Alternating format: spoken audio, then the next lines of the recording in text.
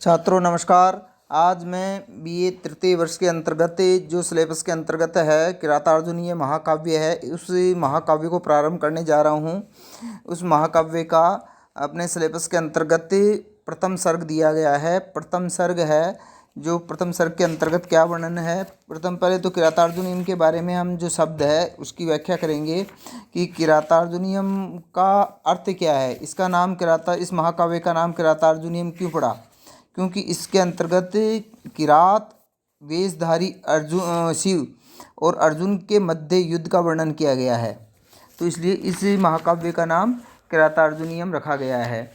और ये क्या है, महाभारत के वन पर्व से लिया गया है। ये कथानक कहाँ से लिया गया है, महाभारत के वन पर्व से लिया गया है और वीर रस प्रधान महाकाव्य है। जैसा कि और इसमें क्या है, महाकवि जो भारवी है इसने अर्थ गौरव का मूल रूप से वर्णन किया है। जैसा कि कहा भी गया है, उपमा कालिदास से भारवेर अर्थ गौरवम दंडिनः पदलालित्यम माघे संति त्रयो गुणा। तो यहाँ पे क्या है, जो भारवी है उसका अर्थ गौरव प्रसिद्ध है, तो यहाँ पर अर्थ गांधीर्य का इस महाकाव्य में वर्णन किया गया है। अब यह है कि प्रथम सर्ग में क्या वर्णन है, पहले मैं इसको संक्षिप्त रूप से आपको बता देता हूँ, फिर श्लोकों की जो व्याख्या है वो व्याख्या मैं आपको बताऊँगा।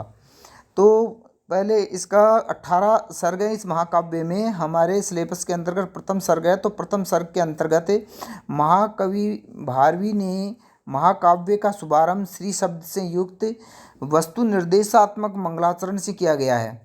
द्वैत वन में निवास करते हुए पांडवों के द्वारा दुर्योधन की राज्य व्यवस्था और व्यवहार को जानने के लिए एक गुप्तचर को ब्रह्मचारी के रूप में हस्तिनापुर भेजा गया था। वह समस्त वृतांत को जानकर युधिष्ठिर के पास द्वैत वन में आता है तथा प्रारंभिक 25 जो पद्य हैं उन पद्यों के अंतर्गत दुर्योधन की शासन व्यवस्था का वर्णन किया है कि दुर्योधन कैसा शासन कर रहा है। वो दुर्योधन नहीं हो करके वो सुयोधन है, तो वो अच्छी प्रकार से जो जनता है उससे संतुष्ट है। और यहाँ पर भारवी ने यही बताया है कि वो दुर्योधन जो शब्द है, दुर्योधन उसको सुयोधन बताया गया है कि उसका जो शासन व्यवस्था है बहुत अच्छी है और साम दाम दंड भेद आदि नीतियों का प्रजा के प्रति दुर्योधन के सद्व्यवहार तथा समृद्धि का वर्णन आता है। और साथ ही वनेचर ये भी सूचना देता है कि प्रजा दुर्योधन के व्यवहार से प्रसन्न है एवं अन्य प्रांतों के राजा लोग भी उसके गुणों से प्रभावित होकर के उसकी प्राणपण से सहायता करने को तत्पर रहते हैं। युधिष्ठिर जब इस संपूर्ण वृतांत को दुर्योधन व अपने अनुजों को सुनाता है तो शत्रु के अभ्युदय की बात सुनकर दुर्योधन जो द्रौपदी है वो क्या है, क्रोधित हो जाती है, उसको गुस्सा आ जाता है। वह युधिष्ठिर के मन में शत्रुओं के प्रति क्रोध जागृत करने के लिए सभी भाइयों एवं युधिष्ठिर की दुर्दशा का चित्रण करती है एवं शत्रु से युद्ध करने के लिए जो द्रौपदी है वो प्रेरित करती है। अब यहाँ पर प्रथम श्लोक है, प्रथम श्लोक की मैं आपको व्याख्या वगैरह और ये बता रहा हूँ। प्रथम श्लोक कहाँ से, जो किरातार्जुनीयम है वो कहाँ से प्रारंभ होता है। किरातार्जुनीयम महाकाव्य का प्रथम श्लोक भी यही है कि श्रियः कुरूणाम अधिपस्य पालिनीं प्रजासु वृत्तिं यम अयुक्तं वेदितुं स वर्णिलिंगी विदितः समाययो युधिष्ठिरं दैतवने वनेचरः। इसके अंतर्गत क्या है, वंशस्थ छंद है। वंशस्थ छंद का वर्णन किया गया है। वंशस्थ छंद का लक्षण क्या है, जतौ तो वंशस्थम मुदीरितम जरौ, अर्थात जिस छंद में जतौ जगण तगण और वंशस्थम, वंशस्थ कहते हैं उसको, उदीरितम जरो वंशस्थ कहते हैं, जरो जगण और फिर रगण आ जाए, मतलब 4 गण उसके अंतर्गत आते हैं।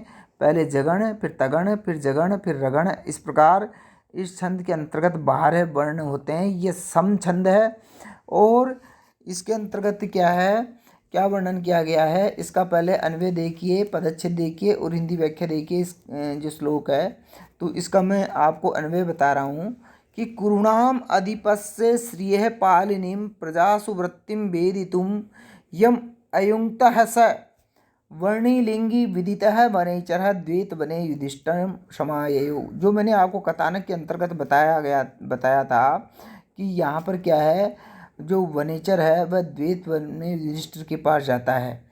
तो इसी श्लोक के अंतर्गत क्या वर्णन है कि कुरु नामक जनपद के राजा दुर्योधन की राजलक्ष्मी की पालना करने की विधि एवं प्रशासन विषय व्यवहार को जानने के लिए जिसको नियुक्त किया गया था, वह ब्रह्मचारी का वेश धारण करने वाला, वह संपूर्ण वृत्तांत को जानने वाला किरात जो गुप्तचर है, वह द्वैत वन में युधिष्ठिर के पास आया। द्वैत वन में जो किरात है वो गुप्तचर के रूप में युधिष्ठिर के पास आया। तो कुरु नामक जनपद के राजा अधिपत से श्रेय है, अधिपत से राजलक्ष्मी की पालना करने की विधि एवं प्रजासु वृत्तिम, प्रजाओं के अंतर्गत जो शासन व्यवस्था थी उसको जानने के लिए जिसको नियुक्त किया गया था, वह वर्णलिंगी का मतलब है ब्रह्मचारी का वेश धारण करने वाला, विदित है, संपूर्ण वृत्तांत को जानने वाला जो वनेचर है, वनेचर किरात गुप्तचर, द्वैत वन में, द्वैत नामक वन में युधिष्ठिर, जो युधिष्ठिर के पास वह समायेयो लौट आया। अब इस श्लोक की जो संस्कृत व्याख्या है वो इस प्रकार है कि कुरु संज्ञ भू निवास प्रसिद्ध जो देश है उसको कुरु कहा गया है। कुरु नामक देशानाम अधिपस्य स्वामिनः दुर्योधनस्य, अधिपस्य दुर्योधनस्य श्रियः राज्य संपदः लक्ष्म्यः अथवा पालिनीं सकल नियम सेविनीं, पालिनीं सकल प्रजासु जनेषु लोकेषु अथवा वृत्तिं व्यवहारं वेदितुं ज्ञातुं यम अज्ञातनामानं वनेचरं विदितः अयुक्तः नियुक्तवान, जिसको नियुक्त किया गया है, स वह मान्य सम्माननीय है, वर्णलिंगी ही ब्रह्मचारी रूप वेशधारी, विदितः ज्ञाता अखिल वृत्तान्तः वनेचरः किरातः गुप्तचरः अथवा द्वैत वने एतन्नाम के विपिने, इस नाम के वन में युधिष्ठिरम ज्येष्ठ पांडवम प्रति समायेयु समागत है। इसमें संस्कृत व्याख्या के अंतर्गत क्या करना है आपको, जैसा कि मैंने पहले भी बताया है आपको, तो इसके अंतर्गत क्या करना है, पहले आपको शब्दों का अर्थ जानना है और शब्दों का अर्थ जानने के बाद में आपको क्या है अन्वय करना है। अन्वय के अंतर्गत क्या करना है, पहले कर्ता आएगा, फिर कर्म आएगा और फिर क्रिया आएगी। तो श्लोक में क्या है, छंदोबद्ध रचना होती है श्लोक। तो श्लोक में क्या है, कर्ता क्रिया कर्म यत्र तत्र, क्योंकि वहाँ पर अपन को क्या है छंद का ध्यान रखना होता है। तो यत्र तत्र रखे रहते हैं, तो हम उनको क्या है पहले हिंदी अनुवाद करने के लिए अथवा हिंदी व्याख्या करने के लिए उनको इस रूप में रखेंगे और बाद में उसका अनुवाद अथवा हिंदी व्याख्या करेंगे। तो अब क्या है आगे इस श्लोक के अंतर्गत क्या है, वने वनेचर है, यहाँ वर्णों की आवृत्ति होने से क्या है इस श्लोक के अंतर्गत अनुप्रास अलंकार है। और किरातार्जुनीय महाकाव्य का ये प्रथम पद्य है, ये श्री शब्द का प्रयोग किया गया है इसमें। और काव्य के प्रारंभ में मंगलाचरण नामक ये जो है ये श्लोक है, श्री शब्द का यहाँ वस्तु निर्देशात्मक मंगलाचरण है, क्योंकि किसी भी महाकाव्य का आरंभ करने से पूर्व वहाँ मंगलाचरण किया जाता है, ये हमारे साहित्य की परंपरा है। अब जो आगे का श्लोक है वह है कृत प्रणामस्य महिम मही भुजे जिताम सपत्नेन निवेदयिष्यतः न विव्यथे तस्य मनो न हि प्रियम प्रवक्तुम इच्छन्ते मृषा हितेषिणः। बहुत इंपॉर्टेंट श्लोक है। इस श्लोक का जो अन्वय है वो इस प्रकार है, कृत प्रणामस्य सपत्नेन जिताम महिम मही भुजे निवेदयिष्यतः तस्य मनः न विविधे हि हितेषिणः मृषा प्रियम वक्तुम न इच्छन्ति। अर्थात इसका जो अन्वय के अनुसार जो अर्थ है वो इस प्रकार है कि कृत प्रणामस्य प्रणाम कर चुकने वाले, सपत्नेन शत्रु के द्वारा, किसके द्वारा, शत्रु के द्वारा, जिताम जीती गई, महिम माने पृथ्वी को, मही बुझे भूपति युधिष्ठिर के लिए, निवेदयिष्यतः निवेदन करते हुए, तस्य मन है उस गुप्तचर का मन न विविथे दुखी नहीं हुआ, ही क्योंकि हितेश ने हित चाहने वाले लोग, मृषा मिथ्या असत्य और प्रिय वचन कहने के लिए नहीं चाहते। अर्थात क्या हित चाहने वाले लोग कभी भी मिथ्या और क्या है प्रिय वचन एक साथ नहीं कहते, वो कड़वा सत्य जरूर कहते हैं। तो इस प्रकार इसका ये अर्थ है कि प्रणाम कर चुकने वाले शत्रु के द्वारा जीती गई पृथ्वी को राजा युधिष्ठिर से निवेदन करने वाले उस किरात का मन व्यथित नहीं हुआ, क्योंकि स्वामी का हित चाहने वाले लोग असत्य प्रिय वचन कहना उचित नहीं समझते। वो सत्य और कड़वा सत्य कहते हैं। राजा को चाहे अच्छा लगे नहीं लगे, लेकिन उनका ये धर्म है। तो इस प्रकार कृतनामस्य भीत नमस्कारस्य सपत्नेन शत्रुणा दुर्योधनेन इत्यर्थः जिताम। व्यंजन के रूप में जीती गई जो पृथ्वी है उसको महिम पृथ्वीम मही बुझे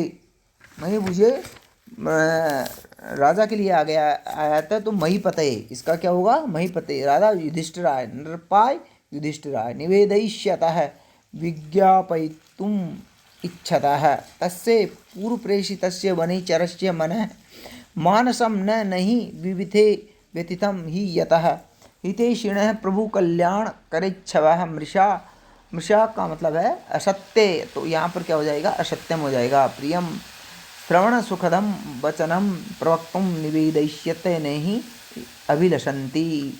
अर्थात क्या है, वो असत्य प्रिय वचन कहना नहीं चाहते हैं, असत्य झूठ नहीं बोलना चाहते कि झूठ बोल रहे प्रिय वचन कह रहे हैं और झूठ बोल रहे हैं, ऐसा नहीं करना चाहते। वो बिल्कुल कड़वा सत्य कहते हैं। तो इस प्रकार जो महाकवि भारवी है वो तथ्य संग्रहात्मक गुप्तचर का प्रथम धर्म सत्यवादिता को बताया गया है कि वो सत्य बोले। युधिष्ठिर द्वारा नियुक्त गुप्तचर किरात भी बिना किसी चापलूसी के निशंक होकर के यथा दृष्ट स्थिति का सही वर्णन करता है। हितैषी व्यक्ति चाटुकारिता पसंद नहीं करते हैं। इस पद्य में न ही प्रियम यह जो ये क्या है, यहाँ पर क्या सामान्य से विशेष का समर्थन किया गया है। तो इस श्लोक के अंतर्गत क्या है, अर्थांतर न्यास अलंकार है। और क्योंकि ये सुक्ति है तो सुक्ति होने के कारण यहाँ पर अर्थांतर न्यास अलंकार का वर्णन किया गया है। और महिम बुझे इसमें वृत्तेनुप्रास नामक अलंकार है।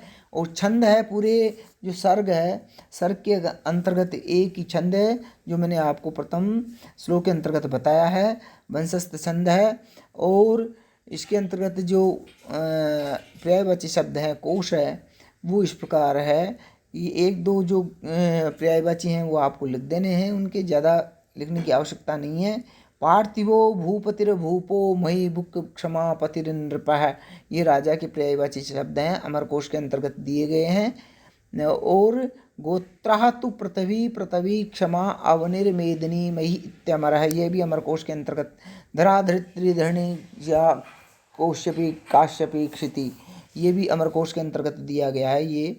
तो इस प्रकार आपको इसके अंतर्गत जो रस है वो रस आपको श्रृंगार रस से युक्त है ये। और आगे इसमें क्या है, वीर रस का वर्णन किया जाएगा और माधुर्य और प्रसाद गुण का वर्णन किया गया है। वेदर भी रीति है और इस प्रकार आपको विशेष ये सब लिखने हैं। थैंक यू, धन्यवाद।